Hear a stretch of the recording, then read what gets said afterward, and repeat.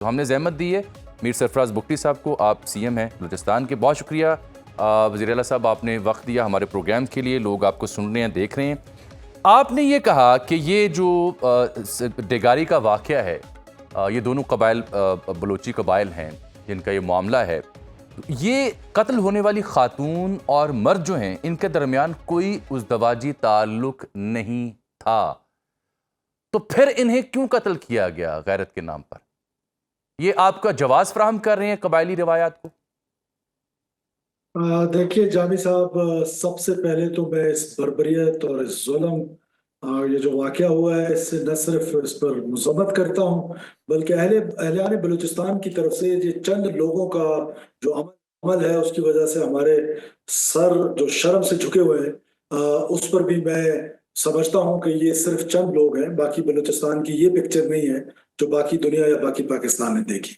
अब अगर आप मेरी पूरी प्रेस कॉन्फ्रेंस सुने तो मैंने पूरी प्रेस कॉन्फ्रेंस में इस वाकये की इन्हीं अल्फाज में मुज़म्मत भी की है और हुकूमत का वो रिजॉल्व भी बताया है कि हम इसको इंशाल्लाह ताला मंतकी अंजाम तक पहुंचाएंगे। हमने गिरफ्तारियां भी की हैं, पोस्टमार्टम भी किए, जो हमारे यहाँ हमने ये सब कुछ किया है। अब वो जो एक सेंटेंस है उसको लेकर मैं what I have spoken I can on this, what you are thinking that is beyond my limits, कि what you are thinking from that sentence. मेरी इंटेंशन ये है कि क्या सोशल मीडिया के जरिए जो बात फैलाई जा रही थी कि ये कोई नो बेहता जोड़ा था या उन्होंने कोई शादी की थी, तो this is what I have said कि वो मैरिड कपल नहीं था। लेकिन व्हाट एवर, क्या एलिजिबल थे कत्ल होने के लिए? Answer is no. क्या इस बर्बरियत, इस जुल्म का हुकूमत जालिमों के साथ है? सवाल ही नहीं पैदा होता है। हुकूमत या रियासत मजलूम के साथ है, जिस बेदर्दी के साथ उनको शहीद किया गया। मैं समझता हूं कि मैं बार बार ये हर 2-3 और प्रोग्राम में रिकॉर्ड करके आ रहा हूं, मैं उसमें भी ये कह रहा हूं कि हम जो है इस बर्बरियत को किसी सूरत काबिल कबूल नहीं समझेंगे। अब इसके रोकथाम के तरीकाकार क्या है? रोकथाम का तरीकाकार ये है कि हम एक आध केस को, जिस तरह चेयरमैन बिलावल भुट्टो साहब ने मुझे फोन किया, वज़ीर आज़म साहब ने किया, हम इसको एक एग्जाम्पल बना दें। अगर जाकर हमने इसको एग्जाम्पल बनाया तो ये कबायलियत और जाहिलियत के बीच there is a very thin line. उस थिन लाइन को कोई फायदा ना उठाए उसको कबायलियत का नाम देकर, कारोकारी का नाम देकर। कौन किस दुनिया में, आपने खुद कहा, किसी सूरत हुकूमत जो है वो उनके साथ नहीं है, जालिमों के साथ नहीं है, कातलों के साथ नहीं है, जिन्होंने बर्बरियत की है उनके साथ नहीं है। हम उस मजलूम खातून के साथ हैं, उस मजलूम मर्द के साथ हैं जिसको इस बेदर्दी के साथ कत्ल किया। बिल्कुल, ये बहुत बहुत बहुत आपने वाजे कर दी बात। And coming from CM Balochistan, आपकी जानिब से ये वजाहत के साथ बात कर देना, ये अवाम सुन रहे हैं, समझ रहे हैं, ज़ाहिर बात है उनके लिए बड़ी हौसला अफजा बात होगी।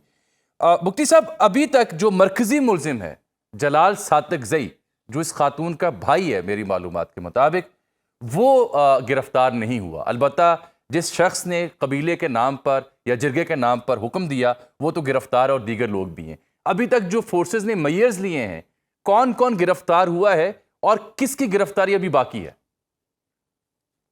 देखिए, जिसने फायर किया, जो वीडियो में नजर आ रहा है, उसका नाम, बिल्कुल आपकी इंफॉर्मेशन ठीक है, उसका नाम जलाल है। उसका एक भाई हमने गिरफ्तार कर लिया जो वहां पर मौजूद था।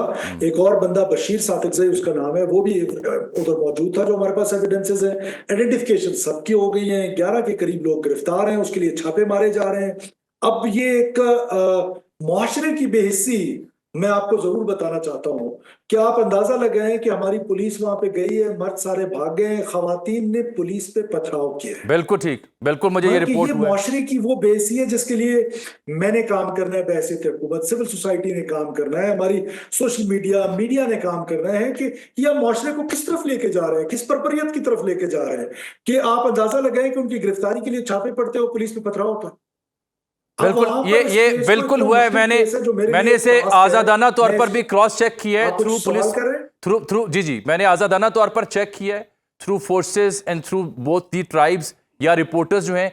बिल्कुल लोगों ने मुझे वहां से ये रिपोर्ट किया है कि ऐसा ही हुआ है, पुलिस जब गई है तो उन पर पथराव किया गया। लेकिन मीर साहब, यहां पे इससे जुड़ा अहम सवाल ये है कि बिलफर्ज अगर ये वीडियो रिपोर्ट ना होती, ये वीडियो मंजर आम पर ना आती, मैं और आप आज बात ना कर रहे होते और ये वाकया शायद किसी के नोटिस में भी ना आता, क्योंकि लोगों को इस वाकये का इल्म था, बट किसी ने इसके ऊपर रिपोर्ट दर्ज नहीं करवाई। ये भी तो एक बिटर रियलिटी है।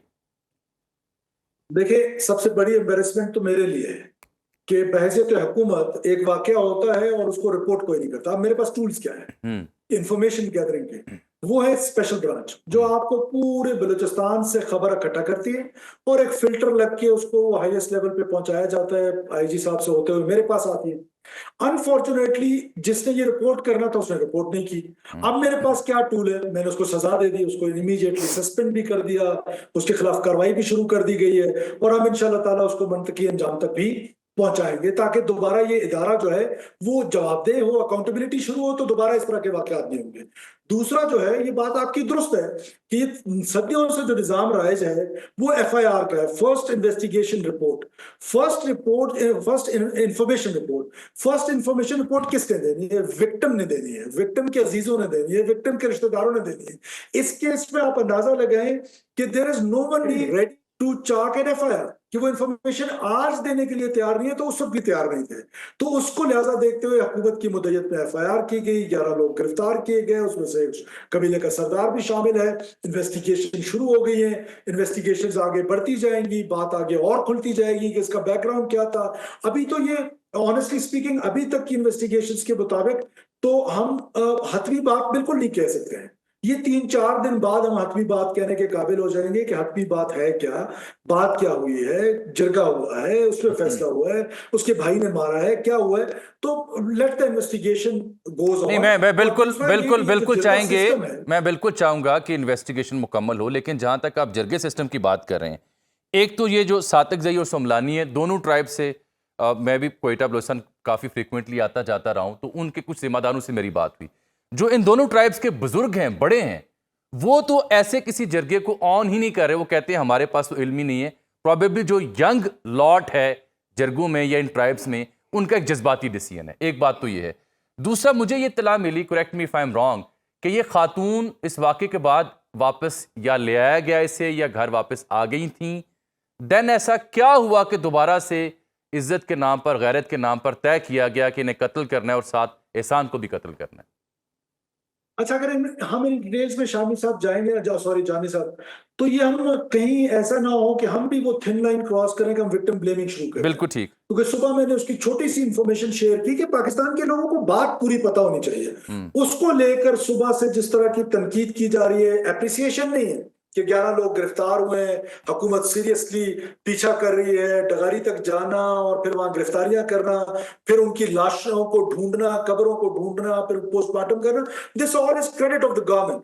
लेकिन वो जो एक इंफॉर्मेशन शेयर की गई थी कि पूरा पाकिस्तान में कह रहा था कि दे वर अ मैरिड कपल, मैंने सिर्फ इतनी सी बात की कि दे वर नॉट मैरिड। क्या ये हकीकत बताने, आप जो तफसीलात आप मुझसे पूछना चाह रहे हैं, ये और कहीं विक्टिम ब्लेमिंग की तरफ ना चले जाएं, तो let's close this chapter here. हर वक्त बाखबर रहना वक्त का तकाजा है, बर वक्त बाखबर रखना हमारा फरीजा है। अभी सुनो न्यूज़ के YouTube चैनल को करें सब्सक्राइब, बेल आइकन पर करें क्लिक और मुल्की और गैर मुल्की खबरों से रहें बाखबर, यकीन के साथ।